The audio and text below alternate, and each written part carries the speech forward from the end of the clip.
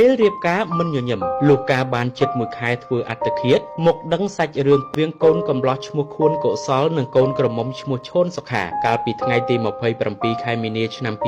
2025ដែលគេសម្គាល់ឃើញទឹកមុខកូនក្រមុំមិនញញឹមសោះរហូតមកដល់ពេលនេះមានអាយុកាលមិនទាន់បានមួយខែស្រួលបួលផងក៏ផ្ទុះព័ត៌មានថានាងបានធ្វើអត្តឃាតបញ្ចប់ជីវិតខ្លួនឯងទៅហើយចំពោះមូលហេតុគេបានឃើញបណ្ដាអ្នកស្គាល់និងមិត្តភ័ក្តិបានទម្លាយសារសន្ទនាថាព្រោះនាងមិនពេញចិត្តនឹងមង្គលការនេះត្បិតរៀបការជាមួយមនុស្សប្រុសដែលម្ដាយទុកឪពុកដាក់ដោយនាងមានសង្សាររួចហើយនិងមិនអាចទ្រាំរស់នៅជាមួយមនុស្សដែលនាងមិនស្រឡាញ់ក្នុងនោះក៏មានការអះអាងថាកូនក្រមុំដែលធ្វើអត្តឃាតនេះជាកូនស្រីចិញ្ចឹមរបស់ម្ដាយឪពុកនាងតែប៉ុណ្ណោះមុនឈានដល់ថ្ងៃរៀបមង្គលការក្រាបផ្ទឹមចំពោះមុខមេបាស្រីប្រុសចម្រុះគ្នាមានទាំងផ្កាស្លាដ៏មានតម្លៃបំផុតនេះនាងក៏បានយល់ព្រមជាប់ពាក្យតាំងពីថ្ងៃទី14ខែវិច្ឆិកាឆ្នាំ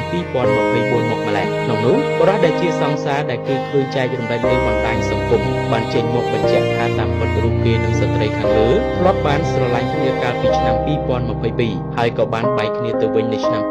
2023និងបន្តរាប់អានធម្មតារហូតនាងរៀបការប្តីស្របនឹងការជូនដំណើរនៃវិញ្ញាណក្ខន្ធរបស់អ្នកនាងឈួនសុខាហៅជូមីក៏មានមតិលើកឡើងផ្សេងគ្នាជុំវិញការរៀបចំគូស្រករឲ្យកូនប្រុសស្រីនៅសម័យទំនើបនេះដែររហូតអ្នកខ្លះចាត់ទុកថាមរណភាពរបស់ប្អូនស្រីខាងលើជាសារបញ្ញស្មារតីទៅកាន់ម្ដាយឪពុកឬអាណាព្យាបាលដែលបង្ខំកូនឲ្យយកដៃគូជីវិតតាមពួកគាត់រហូតលទ្ធផលអាចនឹងពុំនឹកស្មានដល់លោកប្រាជ្ញពិនិត្យបានជូននៅកតេអប់រំមួយថាគ្មានឪពុកម្ដាយណាមិនស្រឡាញ់កូននោះទេហើយក៏មិនចង់ឃើញកូនក្រកូនលំបាកនោះឡើយចំពោះករណីនេះសម័យខ្លួនដឹងច្បាស់ណាស់ថាខ្លួនមិនពេញចិត្តនឹងទទួលហេតុអ្វីមិនប្រកែកនៅតែបង្ខំចិត្តទទួលយករហូតបង្កើតឲ្យមានកម្មវិធីមង្គលការនេះឡើងប្រសិនបើស្វាមីភរិយាបានដឹកដៃគ្នារៀបការតាមប្រពៃណីហើយគួរណាស់តែព្យាយាមរស់នៅជាមួយគ្នាបង្កើតសុភមង្គលរួមគ្នាខំប្រឹងរកស៊ីប្រកបកិច្ចការនិងមើលចិត្តគ្នាមិនទាន់ដឹងថាអ្នកក្រោយល្អឬអាក្រក់ឡើយ